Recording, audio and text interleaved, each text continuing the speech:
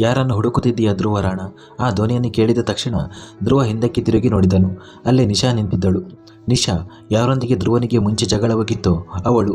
ಏಕೆಂದರೆ ನಿಶಾ ರಂಧವ ತನ್ನ ಗಂಡನಿಗೆ ದ್ರೋಹ ಮಾಡುತ್ತಿದ್ದಳು ಮತ್ತು ಧ್ರುವ ಈ ವಿಷಯವನ್ನು ಅವಳ ಗಂಡನಿಗೆ ತಿಳಿಸಿದ್ದನು. ಅವಳನ್ನು ನೋಡಿದ ತಕ್ಷಣ ಧ್ರುವ ತನ್ನ ಮುಖವನ್ನು ಇನ್ನೊಂದು ಕಡೆಗೆ ತಿರುಗಿಸಿ ಅವಳನ್ನು ಸಂಪೂರ್ಣವಾಗಿ ನಿರ್ಲಕ್ಷಿಸಿ ಅಲ್ಲಿಂದ ಹೋಗತೊಡಗಿದನು. ಆದರೆ ನಿಶಾ ನಗುತ್ತಾ, ನಿನ್ನ ಹೆಂಡತಿಯನ್ನು ಹುಡುಕುತ್ತಿದ್ದೀಯಾ ಅನಿಸುತ್ತಿದೆ ಎಂದಳು. ಅವಳ ಪ್ರಶ್ನೆಗೆ ಧ್ರುವ ಆಶ್ಚರ್ಯಚಕಿತನಾದನು. ನಿಶಾ ಅವನಿಗೆ ತೀರ ಹತ್ತಿರ ಬಂದು ಅವನ ಎದೆಯ ಮೇಲೆ ಕೈಯಿಟ್ಟು, ನೀನು ಎಷ್ಟು ಹಾಟು ಮತ್ತು ಅಟ್ರಾಕ್ಟಿವ್ ಆಗಿದ್ದೀಯ. ಇಂತಹ ವ್ಯಕ್ತಿಯನ್ನು ಯಾರಾದರೂ ಹೇಗೆ ತಾನೇ ಬಿಟ್ಟು ಹೋಗಲು ಸಾಧ್ಯ ಎಂದಳು. ಧ್ರುವ ಕೋಪದಿಂದ, ಕೈ ತೆಗೆ, ಇಲ್ಲದಿದ್ದರೆ ಕೈ ಮುರಿದು ಬಾಯಿಗೆ ಹಾಕಿಬಿಡುತ್ತೇನೆ ಎಂದು ಹೇಳಿದನು. ಅವನ ಬೆದರಿಕೆಗೆ ನಿಶಾ ನಕ್ಕು, ನಿನ್ನ ಈ ಬೆದರಿಕೆಗಳು ನಿಜಕ್ಕೂ ನಿನ್ನಂತೆಯೇ ಪ್ರಾಣಾಂತಿಕವಾಗಿವೆ. ಅಂದ ಹಾಗೆ ಇದು ಹೇಳು, ನಾನು ನಿಜ ತಾನೇ ಹೇಳುತ್ತಿರುವುದು. ನೀನು ನಿನ್ನ ಹೆಂಡತಿಯನ್ನು ಹುಡುಕುತ್ತಿದ್ದೀಯಲ್ವಾ? ಸ್ವಲ್ಪ ಸಮಯದ ಹಿಂದೆ ನಾನು ಅವಳನ್ನು ಮೇಲಿನ ಒಂದು ಸ್ಟೋರ್ನಲ್ಲಿ ನೋಡಿದ್ದೆ. ಅವಳು ತನ್ನ ತಂಗಿಯ ಜೊತೆಗಿದ್ದಳು ಮತ್ತು ಶಾಪಿಂಗ್ ಮಾಡುತ್ತಿದ್ದಳು. ತುಂಬ ಸಂತೋಷವಾಗಿ ಕಾಣುತ್ತಿದ್ದಳು. ಯಾರೊಂದಿಗೋ ಮಾತನಾಡುತ್ತಿದ್ದಳು ಮತ್ತು ಅವಳು ಯಾರೊಂದಿಗೆ ಮಾತನಾಡುತ್ತಿದ್ದಳೋ ಅದನ್ನು ನೋಡಿದರೆ ಎದುರಿಗಿರುವ ವ್ಯಕ್ತಿ ನೀನಂತೂ ಅಲ್ಲ ಎಂಬುದು ಸ್ಪಷ್ಟವಾಗಿ ತಿಳಿಯುತ್ತಿತ್ತು. ನಿನ್ನ ಹೆಂಡತಿಗೂ ಎಕ್ಸ್ಟ್ರಾ ಮ್ಯಾರಿಟಲ್ ಅಫೇರ್ ನಡೆಯುತ್ತಿರುವ ಹಾಗಿದೆ ಎಂದಳು. ಅವಳು ಹಾಗೆ ಹೇಳಿದ ತಕ್ಷಣ ಧ್ರುವ ತಕ್ಷಣವೇ ಅವಳ ಮಣಿಕಟ್ಟನ್ನು ಗಟ್ಟಿಯಾಗಿ ಹಿಡಿದು ಅದನ್ನು ತಿರುಚಿ ಅವಳ ಬೆನ್ನಿಗೆ ತಾಗಿಸಿದನು.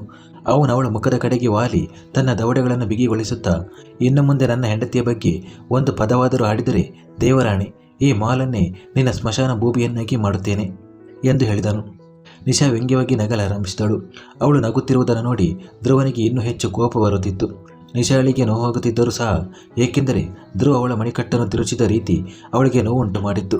ಆದರೂ ಅವಳು ನಗುತ್ತಾ, ನೀನು ಈ ರೀತಿ ಕೋಪ ತೋರಿಸಿದರೆ ನನಗೆ ನಿಜ ತಿಳಿಯುವುದಿಲ್ಲ ಎಂದುಕೊಂಡಿದ್ದೀಯಾ? ನಿಜವನ್ನು ನಾನು ನನ್ನ ಸ್ವಂತ ಕಣ್ಣುಗಳಿಂದ ನೋಡಿದ್ದೇನೆ ಧ್ರುವರಾಣ. ನೀನು ಮತ್ತು ನಿನ್ನ ಹೆಂಡತಿ ಇನ್ನೂ ಒಟ್ಟಿಗೆ ಇದ್ದಿದ್ದರೆ ನೀವಿಬ್ಬರು ಈ ಮಾಲ್ಗೆ ಬೇರೆ ಬೇರೆಯಾಗಿ ಬರುತ್ತಿರಲಿಲ್ಲ. ನೀನು ಪ್ರತ್ಯೇಕವಾಗಿ ಬಂದಿದ್ದೀಯಾ ಮತ್ತು ನಿನ್ನ ಹೆಂಡತಿ ತನ್ನ ತಂಗಿಯೊಂದಿಗೆ ಪ್ರತ್ಯೇಕವಾಗಿ ತಿರುಗಾಡುತ್ತಿದ್ದಾಳೆ ಮತ್ತು ತನ್ನ ಗಂಡನೊಂದಿಗೆ ಜಗಳವಾಗಿದೆ ಎಂದು ಅವಳು ಸ್ವತಃ ಹೇಳಿಕೊಂಡಿದ್ದಾಳೆ ಎಂದಳು. ನಂಬಿಕೆಯಾಗದಿದ್ದರೆ ಇದನ್ನು ನೋಡು ಎನ್ನುತ್ತಾ ಅವಳು ತನ್ನ ಇನ್ನೊಂದು ಕೈಯಲ್ಲಿದ್ದ ಫೋನನ್ನು ಧ್ರುವನ ಮುಂದೆ ಹಿಡಿದಳು. ಧ್ರುವ ಅವಳ ಫೋನ್ ಕಡೆಗೆ ನೋಡಿದನು. ಅದರಲ್ಲಿ ಧನ್ವಿ ಬೇಸರದ ಮುಖದೊಂದಿಗೆ, ನನಗೆ ನನ್ನ ಗಂಡನ ಬಳಿ ಹೋಗಲು ಇಷ್ಟವಿಲ್ಲ. ಅವರು ನನ್ನೊಂದಿಗೆ ತುಂಬ ಜಗಳ ಓಡುತ್ತಾರೆ, ನನ್ನ ಮೇಲೆ ತುಂಬ ಕೋಪಿಸಿಕೊಳ್ಳುತ್ತಾರೆ. ನನಗೆ ಈಗ ನನ್ನ ಮನೆಯಲ್ಲೇ ಇರಬೇಕಾಗಿದೆ. ನಾನು ಅವರ ಬಳಿಗೆ ಖಂಡಿತ ಹೋಗುವುದಿಲ್ಲ ಎಂದು ಹೇಳುತ್ತಿದ್ದಳು. ಇದನ್ನು ಹೇಳುವಾಗ ಅವಳ ಕಣ್ಣುಗಳಿಂದ ಕಣ್ಣೀರು ಹರಿಯುತ್ತಿತ್ತು. ಧ್ರುವ ಆ ವಿಡಿಯೋವನ್ನು ನೋಡಿದ ತಕ್ಷಣ ದಿಗ್ಭ್ರಮೆಗೊಂಡನು. ನಿಶಾಳ ಮಣಿಕಟ್ಟಿನ ಮೇಲಿದ್ದ ಅವನ ಕೈ ತಾನಾಗಿಯೇ ಸಡಿಲವಾಯಿತು. ನಿಶಾ ಅವನ ಕಡೆಗೆ ನೋಡುತ್ತಾ, ಇತರರಿಗೆ ಅವರ ವೈವಾಹಿಕ ಜೀವನದ ಬಗ್ಗೆ ಉಪದೇಶ ನೀಡುವ ಧ್ರುವ ರಾಣ ತನ್ನ ಸ್ವಂತ ಮದುವೆಯನ್ನು ನಿಭಾಯಿಸಲು ಸಾಧ್ಯವಾಗುತ್ತಿಲ್ಲವೇ? ನಿನ್ನ ಹೆಂಡತಿಯನ್ನು ನಿನಗೆ ತೃಪ್ತಿಪಡಿಸಲು ಸಾಧ್ಯವಾಗುತ್ತಿಲ್ಲವೇ? ಅಂದರೆ ಹಾಗಾಗಲು ಸಾಧ್ಯವಿಲ್ಲ. ಆದರೆ ಒಂದು ವೇಳೆ ಹಾಗಿದ್ದರೆ ಎಂದು ಅವಳ ಮಾತು ಮುಗಿಯುವ ಮುನ್ನವೇ ಧ್ರುವ ಅವಳ ಕೂದಲನ್ನು ತನ್ನ ಮುಷ್ಟಿಯಲ್ಲಿ ಗಟ್ಟಿಯಾಗಿ ಹಿಡಿದು ಅವಳ ಮುಖವನ್ನು ಮೇಲಕ್ಕೆತ್ತಿದನು. ನಿಶಾ ನೋವಿನಿಂದ ಕಿರುಚಿದಳು. ಧ್ರುವ ಅವಳ ಮುಖದ ಹತ್ತಿರ ಬಂದು, ನಾನು ಎಷ್ಟರ ಮಟ್ಟಿಗೆ ತೃಪ್ತಿಪಡಿಸಬಲ್ಲೆ ಎಂದು ನೀನು ಊಹಿಸಲು ಸಾಧ್ಯವಿಲ್ಲ. ಇನ್ನು ಈ ವಿಡಿಯೋದ ವಿಷಯಕ್ಕೆ ಬಂದರೆ, ಒಂದು ಕೆಲಸ ಮಾಡು, ಇದರದೊಂದು ಸಿಡಿ ಮಾಡಿ ಇಟ್ಟುಕೋ ಮತ್ತು ಅದನ್ನು ದಿನಾಲು ನೋಡುತ್ತಿರು. ಆದರೂ ನಿನಗೆ ತೃಪ್ತಿ ಸಿಗುವುದಿಲ್ಲ, ಏಕೆಂದರೆ ನಿನ್ನಂತಹ ಹೆಂಗಸರನ್ನು ಗಂಡಸರು ತೃಪ್ತಿಪಡಿಸಲು ಸಾಧ್ಯವಿಲ್ಲ.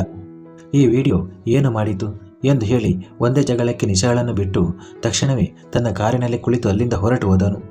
ಅವನು ಹೋದ ನಂತರ ನಿಶಾ ಹುಚ್ಚಿಯಂತೆ ನಗಲಾರಂಭಿಸಿದಳು. ಅವಳು ಈಗ ತನ್ನ ಫೋನ್ನಲ್ಲಿ ಓಡುತ್ತಿದ್ದ ಅದೇ ವಿಡಿಯೋವನ್ನು ನೋಡಿದಳು. ಅದನ್ನು ಅವಳು ಟ್ರಯಲ್ ರೂಮ್ನಲ್ಲಿ ರೆಕಾರ್ಡ್ ಮಾಡಿದ್ದಳು. ಧನ್ವಿ ಟ್ರಯಲ್ ರೂಮ್ನ ಹೊರಗೆ ಕನ್ನಡಿಯ ಮುಂದೆ ನಿಂತು ತನ್ನಷ್ಟಕ್ಕೆ ತಾನೇ ಮಾತನಾಡಿಕೊಳ್ಳುತ್ತಿದ್ದಾಗ ಅವಳು ಅದನ್ನು ಮಾಡಿದಳು. ರಾಣ ಮೆನ್ಷನ್ನಲ್ಲಿ ಸೃಷ್ಟಿಯವರು ಹಾಲ್ನಲ್ಲಿ ನಿಂತು ಅತ್ತಿತ್ತ ಅಡ್ಡಾಡುತ್ತಿದ್ದರು. ಅವರ ಕಣ್ಣುಗಳು ಪದೇ ಪದೇ ಬಾಗಿಲಿನ ಕಡೆಗೆ ಹೋಗುತ್ತಿದ್ದವು. ಅಲ್ಲಿಂದ ಅವರು ಧನ್ವಿಯ ಬರುವಿಕೆಗಾಗಿ ಕಾಯುತ್ತಿದ್ದರು. ಯಾಕೋ ತಿಳಿಯದು, ಧನ್ವಿಯನ್ನು ಧ್ರುವ ಖಂಡಿತವಾಗಿಯೂ ಕರೆದುಕೊಂಡು ಬರುತ್ತಾನೆ ಎಂಬ ಭರವಸೆ ಅವರ ಹೃದಯದಲ್ಲಿ ಇನ್ನೂ ಇತ್ತು. ತಕ್ಷಣವೇ ಬಾಗಿಲ ಬಳಿ ಹೆಜ್ಜೆಯ ಸದ್ದು ಕೇಳಿಸಿತು ಮತ್ತು ಅವರು ತಕ್ಷಣವೇ ಕಣ್ಣೆತ್ತಿ ಎದುರಿಗಿನ ಕಡೆಗೆ ನೋಡಿದರು. ಅಲ್ಲಿಂದ ಧ್ರುವ ಒಳಗಡೆ ಬರುತ್ತಿದ್ದನು. ಅವನು ಒಬ್ಬನೇ ಒಳಗೆ ಬರುವುದನ್ನು ನೋಡಿ ಅವರ ಭರವಸೆ ಮುರಿದು ಹೋಯಿತು. ಆದರೆ ಕೋಪವು ಎಲ್ಲೇ ಮೀರಿ ಹೆಚ್ಚಾಯಿತು.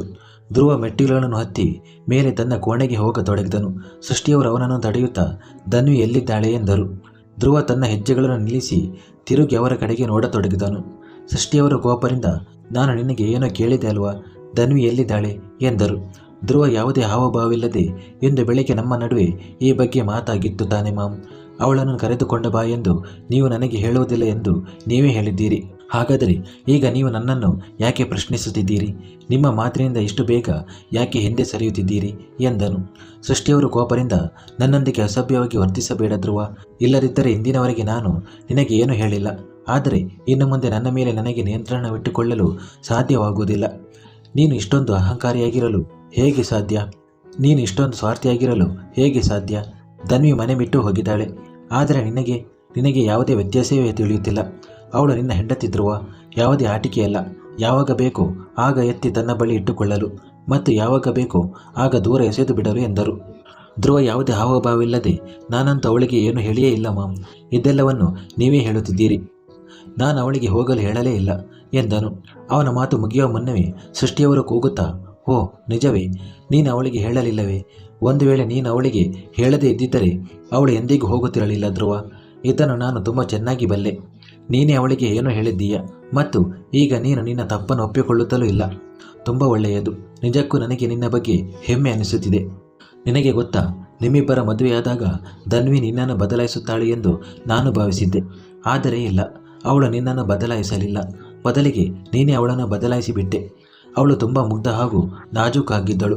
ಆದರೆ ಹೌದು, ಅವಳಿಗೆ ಪರಿಸ್ಥಿತಿಯನ್ನು ನಿಭಾಯಿಸುವುದು ಗೊತ್ತಿತ್ತು. ಅವಳು ಎಂದಿಗೂ ಸೋಲೊಪ್ಪಿಕೊಳ್ಳಲು ಸಾಧ್ಯವಿಲ್ಲ ಎಂಬುದು ನನಗೆ ಅವಳ ಕಣ್ಣುಗಳಲ್ಲಿ ಕಾಣಿಸುತ್ತಿತ್ತು. ಆದರೆ ನೀನು ಅವಳನ್ನು ಸೋಲಿಸಿಬಿಟ್ಟೆ ಎಂದರು. ನೀನು ಅವಳಿಗೆ ಈ ಮನೆಯನ್ನು ಬಿಟ್ಟು ಹೋಗಲು ಎಷ್ಟು ಬಾರಿ ಹೇಳಿದ್ದೀಯಾ? ಆದರೆ ಅವಳು ಪ್ರತಿ ಬಾರಿಯೂ ನಿನ್ನನ್ನು ಬಿಟ್ಟು, ಈ ಮನೆಯನ್ನು ಬಿಟ್ಟು ಎಲ್ಲೂ ಹೋಗುವುದಿಲ್ಲ ಎಂದೇ ನಿನಗೆ ಹೇಳುತ್ತಿದ್ದಳು. ಆದರೆ ಕೊನೆಗೆ ನೀನು ಅವಳನ್ನು ಬದಲಾಯಿಸಿಬಿಟ್ಟೆ. ನೀನು ಅವಳನ್ನು ಸೋಲಿಸಿಬಿಟ್ಟೆ. ತುಂಬ ಒಳ್ಳೆಯದು ಧ್ರುವರಾಣ. ಆದರೆ ನಿನಗೊಂದು ಮಾತು ಹೇಳಲೇ? ಪ್ರಾಯಶಃ ಇದು ನಿನಗೆ ಕಹಿಯಾಗಿ ಅನಿಸಬಹುದು. ನೀನು ಗೆದ್ದು ಸೋತು ಹೋದೆ. ಏಕೆಂದರೆ ಧನ್ವಿಯಂತಹ ಹುಡುಗಿ ಎಲ್ಲರ ಅದೃಷ್ಟದಲ್ಲೂ ಇರುವುದಿಲ್ಲ. ಅವಳು ನಿನ್ನನ್ನು ತುಂಬ ಪ್ರೀತಿಸುತ್ತಾಳೆ ಧ್ರುವ. ಅರೇಂಜ್ಡ್ ಮ್ಯಾರೇಜ್ನಲ್ಲೂ ಯಾರಾದರೂ ಇಷ್ಟೊಂದು ಪ್ರೀತಿಸುವುದು ತುಂಬ ಅಪರೂಪಕ್ಕೆ ಮಾತ್ರ ಸಾಧ್ಯ. ಆದರೆ ಅವಳು ಒಳ್ಳೆಯ ಹೃದಯದಿಂದ ನಿನ್ನನ್ನು ಬಯಸಿದಳು. ನಿಜವಾದ ಮನಸ್ಸಿನಿಂದ ಈ ಮದುವೆಯನ್ನು ಒಪ್ಪಿಕೊಂಡಳು. ಮತ್ತು ಬದಲಿಗೆ ನೀನು ಅವಳಿಗೆ ಏನು ಕೊಟ್ಟೆ? ಕೇವಲ ಉದಾಸೀನತೆ. ನನಗೆ ಅರ್ಥವಾಗುತ್ತಿಲ್ಲ. ಈಗ ನಾನು ನಿನಗೆ ಏನೆಂದು ಹೇಳಲಿ? ಅದಕ್ಕಾಗಿಯೇ ನಾನು ಒಂದು ನಿರ್ಧಾರವನ್ನು ತೆಗೆದುಕೊಂಡಿದ್ದೇನೆ. ಇನ್ನು ಮುಂದೆ ನಾನು ನಿನ್ನೊಂದಿಗೆ ಎಂದಿಗೂ ಮಾತನಾಡುವುದಿಲ್ಲ ಮತ್ತು ನೀನು ಸಹ ನನ್ನೊಂದಿಗೆ ಎಂದಿಗೂ ಮಾತನಾಡದಿರುವುದೇ ಒಳ್ಳೆಯದು ಎಂದು ಹೇಳಿದರು. ಕಣ್ಣ ಮುಂದೆ ಎಂದಿಗೂ ನನ್ನ ಜೊತೆ ಮಾತನಾಡಬೇಡ ಎಂದು ಹೇಳಿ ಸೃಷ್ಟಿಯವರು ಕೋಪದಿಂದ ತನ್ನ ಕೋಣೆಗೆ ಹೊರಟು ಹೋದರು. ಧ್ರುವ ಇನ್ನು ತನ್ನ ಜಾಗದಲ್ಲೇ ನಿಂತಿದ್ದನು. ಅಲ್ಲಿ ಕೇವಲ ಧ್ರುವ ಮತ್ತು ಸೃಷ್ಟಿಯವರು ಮಾತ್ರವಲ್ಲದೆ ಇನ್ನುಳಿದ ಅನೇಕ ಜನರು ಇದ್ದರು. ಕುಸುಮ, ರಾಗಿಣಿ, ಆಶ್ರಯ್, ಪರಿ ಎಲ್ಲರೂ ಅಲ್ಲೇ ಇದ್ದರು ಮತ್ತು ಈಗ ಎಲ್ಲರೂ ಧ್ರುವನ ಕಡೆಗೆ ನೋಡುತ್ತಿದ್ದರು. ಧ್ರುವ ದೀರ್ಘ ನಿಟ್ಟುಸಿರು ಬಿಟ್ಟು ವೇಗದ ಹೆಜ್ಜೆಗಳನ್ನು ಇಡುತ್ತಾ ಮೆಟ್ಟಿಲುಗಳನ್ನು ಹತ್ತಿ ತನ್ನ ಕೋಣೆಗೆ ಹೋದನು. ಅವನ ಕಿವಿಯಲ್ಲಿ ಸೃಷ್ಟಿಯವರ ಮಾತುಗಳು ಮೊಳಗುತ್ತಿದ್ದವು ಮತ್ತು ಮತ್ತೊಂದೆಡೆ ಅವನ ಕಣ್ಣುಗಳ ಮುಂದೆ ನಿಶಾಳ ಫೋನ್ನಲ್ಲೇ ನೋಡಿದ ಆ ವಿಡಿಯೋ ಓಡುತ್ತಿತ್ತು. ಅವನು ಮತ್ತೊಮ್ಮೆ ದೀರ್ಘ ಉಸಿರು ತೆಗೆದುಕೊಂಡು ನಂತರ ತನ್ನ ಬಟ್ಟೆಗಳನ್ನು ಬಿಚ್ಚಲು ತೊಡಗಿದನು. ಆದರೆ ಇದ್ದಕ್ಕಿದ್ದಂತೆ ಅವನಿಗೆ ಏನೋ ಹೊಳೆಯಿತು. ಅವನ ಕಣ್ಣುಗಳ ಮುಂದೆ ಆ ವಿಡಿಯೋ ಮತ್ತೊಮ್ಮೆ ಪ್ಲೇ ಆಗಲು ಶುರುವಾಯಿತು.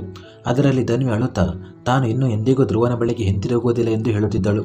ಏನೋ ಯೋಚಿಸುತ್ತಿದ್ದಂತೆ ಧ್ರುವನ ಮುಖದಲ್ಲಿ ಕೋಪ ಎದ್ದು ಕಾಣತೊಡಗಿತು. ಅವನು ತಕ್ಷಣವೇ ತನ್ನ ಶರ್ಟ್ನ ಬಟನ್ಗಳನ್ನು ಹಾಕಿಕೊಂಡು ಕೋಣೆಯಿಂದ ಹೊರಬಂದು ಪಾರ್ಕಿಂಗ್ ಏರಿಯಾಗೆ ತಲುಪಿದನು ಮತ್ತು ಕಾರನ್ನು ಹತ್ತಿ ಅಲ್ಲಿಂದ ಹೊರಟು ಹೋದನು. ಅವನು ತುಂಬ ಆತುರದಲ್ಲಿದ್ದಂತೆ ಕಾಣುತ್ತಿದ್ದನು. ಮತ್ತೊಂದೆಡೆ ಗ್ರೋವರ್ ಮ್ಯಾನ್ಷನ್ನಲ್ಲಿ ಧನ್ವಿ ಮತ್ತು ಜೋಶ್ನಾ ಇಬ್ಬರು ಮನೆಗೆ ಹಿಂತಿರುಗಿದರು. ಮನೆಗೆ ಬಂದ ತಕ್ಷಣ ಧನ್ವಿ ಕೇಳಿದಳು, ಅಮ್ಮ, ರಾಣಾ ಮೆನ್ಷನ್ನಿಂದ ಯಾರಾದರೂ ಬಂದಿದ್ದಾರಾ ಎಂದು ಕೇಳಿದಳು. ಅವಳ ಪ್ರಶ್ನೆಗೆ ಶ್ವೇತಾರವರು ಮಿಸ್ಟರ್ ಗ್ರೋವರ್ ಕಡೆಗೆ ನೋಡಿದರು. ಮಿಸ್ಟರ್ ಗ್ರೋವರ್ ತಕ್ಷಣವೇ, ಇಲ್ಲ ಮಗಳೇ, ಯಾರೂ ಬಂದಿರಲಿಲ್ಲ. ನೀನು ಯಾರಿಗಾದರೂ ಕಾಯ್ತಿದ್ದೆಯಾ ಎಂದರು. ಧನ್ವಿ ಮುಗುಳ್ನಕ್ಕು, ಇಲ್ಲ ಅಪ್ಪ, ಸುಮ್ಮನೆ ಕೇಳಿದೆ. ಸರಿ, ನಾನು ನನ್ನ ಕೋಣೆಗೆ ಹೋಗುತ್ತಿದ್ದೇನೆ. ನನಗೆ ತುಂಬ ನಿದ್ದೆ ಬರುತ್ತಿದೆ ಎಂದಳು. ಶ್ವೇತಾರವರು ತಕ್ಷಣವೇ, ಖಂಡಿತವಾಗಿಯೂ ಇಲ್ಲ. ನೀನು ನಿನ್ನೆಯೂ ಊಟ ಮಾಡಿಲ್ಲ, ಈಗಲೂ ಮಾಡುತ್ತಿಲ್ಲ. ಬೆಳಗ್ಗೆ ಕಷ್ಟಪಟ್ಟು ನಿನಗೆ ಒಂದು ಟೋಸ್ಟ್ ತಿನ್ನಿಸಿದ್ದೆ. ಸುಮ್ಮನೆ ಊಟ ಮಾಡು ಧನ್ವಿ. ಇಲ್ಲದಿದ್ದರೆ ನನ್ನಷ್ಟು ಕೆಟ್ಟವರು ಯಾರೂ ಇರುವುದಿಲ್ಲ. ನಾನು ನಿನ್ನ ಮಾತನ್ನು ಕೇಳುತ್ತೇನೆ ಎಂದರು. ಅದರರ್ಥ ನೀನು ಪ್ರತಿಯೊಂದು ವಿಷಯದಲ್ಲೂ ಹಠ ಮಾಡುತ್ತೀಯಾ ಎಂದಲ್ಲ. ನಿನ್ನ ಜಗಳ ಧ್ರುವನ ಜೊತೆಯಾಗಿದ್ದರೆ ಅದನ್ನು ಅವರವರಿಗಷ್ಟೇ ಸೀಮಿತವಾಗಿಡು. ನಿನ್ನ ಹೊಟ್ಟೆಗೆ ಏಕೆ ತೊಂದರೆ ಕೊಡುತ್ತಿದ್ದೀಯಾ ಎಂದರು. ಧನ್ವಿಯ ಕಣ್ಣುಗಳಲ್ಲಿ ನೀರು ತುಂಬಿ ಬಂದಿತ್ತು. ಅವಳಿಗೆ ತನ್ನ ತಾಯಿಯ ಬೈಗುಳವನ್ನು ಸಹಿಸಿಕೊಳ್ಳುವಷ್ಟು ಶಕ್ತಿಯೂ ಇರಲಿಲ್ಲ. ಅದಕ್ಕಾಗಿ ಅವಳು ಬೇಗನೆ ಅಳುತ್ತಾ ಮೆಟ್ಟಿಲನ್ನು ಹತ್ತಿ ತನ್ನ ಕೋಣೆಗೆ ಓಡಿ ಹೋದಳು. ಈಗ ಮಿಸ್ಟರ್ ಗ್ರೋವರ್ ಕೋಪದಿಂದ ಶ್ವೇತರವರ ಕಡೆಗೆ ನೋಡಲಾರಂಭಿಸಿದರು. ಅವರು ತಕ್ಷಣವೇ, ಏನು ಮಾಡುತ್ತಿದ್ದೀಯಾ ಶ್ವೇತಾ? ಸುಮ್ಮನೆ ಮಗುವನ್ನು ಅಳಿಸಿಬಿಟ್ಟೆ. ಅವಳು ಈಗಾಗಲೇ ದುಃಖದಲ್ಲಿದ್ದಾಳೆ. ಈಗ ನೀವು ಅವಳನ್ನು ಇನ್ನಷ್ಟು ದುಃಖಕ್ಕೀಡು ಮಾಡಿದೆ ಎಂದರು. ಶ್ವೇತಾರವರು ಕೂಡ ಅಳುತ್ತಾ ಹೇಳಿದರು, ನಾನು ಅವಳಿಗೆ ತೊಂದರೆ ಕೊಡುತ್ತಿದ್ದೇನೆ ಎಂದು ನಿಮಗನಿಸುತ್ತಿದೆಯೇ? ನಾನು ಅವಳನ್ನು ಬೇಕೆಂದೇ ಅಳಿಸುತ್ತಿದ್ದೇನೆಯೇ? ಅಯ್ಯೋ, ಅವಳು ಹಸಿದಿದ್ದಾಳೆ. ಏನು ತಿನ್ನದೆ ಕುಡಿಯದೇ ಇದ್ದರೆ ಹೇಗೆ ಆರಾಮವಾಗಿರುತ್ತಾಳೆ? ಅವಳ ಆರೋಗ್ಯ ಕೆಡುತ್ತದೆ. ಬೇರೆಯವರಿಗೆ ಅವಳ ಬಗ್ಗೆ ಕಾಳಜಿ ಇರಲಿ ಇಲ್ಲದಿರಲಿ, ನನಗೆ ನನ್ನ ಮಗಳ ಬಗ್ಗೆ ಕಾಳಜಿ ಇದೆ. ಅವಳಿಗೆ ಆ ಮನೆಗೆ ಹೋಗಲು ಇಷ್ಟವಿಲ್ಲದಿದ್ದರೆ ಯಾರೂ ಅವಳಿಗೆ ಏನೂ ಹೇಳುವುದಿಲ್ಲ. ನಾನು ನಾಳೆ ಸೃಷ್ಟಿಯವರ ಜೊತೆ ಮಾತನಾಡುತ್ತೇನೆ. ಕೇವಲ 4 ದಿನಗಳಲ್ಲಿ ಅವರು ನನ್ನ ಮಗಳ ಮನಸ್ಸನ್ನು ಒಡೆದಿದ್ದಾರೆ ಎಂದರೆ ಅದಕ್ಕೇನೂ ಅರ್ಥವಿಲ್ಲ. ಅವಳು ನನ್ನ ಮಗು, ಯಾವುದೇ ವಸ್ತುವಲ್ಲ. ಅವರಿಗೆ ಇಷ್ಟ ಬಂದಾಗ ಮನೆಗೆ ಕರೆದುಕೊಂಡು ಹೋಗಲು, ಇಷ್ಟ ಬಂದಾಗ ಮನೆಯಿಂದ ಹೊರ ಹಾಕಲು. ಇದನ್ನು ಹೇಳುತ್ತಾ ಅವರು ಅಳುತ್ತಲೇ ತನ್ನ ಕೋಣೆಗೆ ಹೊರಟು ಹೋದರು. ಈಗ ಮಿಸ್ಟರ್ ಗ್ರೋವರ್ ಮತ್ತು ಜ್ಯೋತ್ಸ್ನಾ ಕೇವಲ ಒಬ್ಬರನ್ನೊಬ್ಬರು ನೋಡುತ್ತಾ ನಿಂತರು. ಮಿಸ್ಟರ್ ಗ್ರೋವರ್ ನಿರಾಶೆಯಿಂದ, ನನ್ನ ಬಿಸ್ನೆಸ್ಗಾಗಿ ನಾನು ಈ ಮದುವೆ ಮಾಡಿಸದೇ ಇರಬೇಕಿತ್ತು. ನನಗೆ ಧ್ರುವನ ಸ್ವಭಾವ ಗೊತ್ತಿತ್ತು, ಆದರೂ ನಾನು ಈ ಮದುವೆ ಮಾಡಿಸಿದೆ. ತಪ್ಪುಗಳೆಲ್ಲವೂ ನನ್ನದೇ ಎಂದರು. ಜ್ಯೋತ್ಸ್ನಾ ತಕ್ಷಣ ತನ್ನ ತಂದೆಯ ಬಳಿಗೆ ಬಂದು, ನೀವು ಚಿಂತಿಸಬೇಡಿ ಡ್ಯಾಡ್, ಅಕ್ಕನಿಗೆ ಏನೂ ಆಗೋದಿಲ್ಲ ಮತ್ತು ಶೀಘ್ರದಲ್ಲೇ ಎಲ್ಲವೂ ಸರಿಯಾಗುತ್ತದೆ. ನೀವು ಈ ಮದುವೆಯನ್ನು ಹೇಗೇ ಮಾಡಿಸಿರಲಿ ಮತ್ತು ಈ ಮದುವೆಯಲ್ಲಿ ಎಷ್ಟೇ ಗೊಂದಲಗಳಿರಲಿ, ಆದರೆ ನಿಮಗೆ ಗೊತ್ತಿದೆ ಎಂದಳು. ಧನ್ವಿ ಅಕ್ಕ ತುಂಬ ಮುಗ್ಧೆ ಮತ್ತು ಒಳ್ಳೆಯವಳು.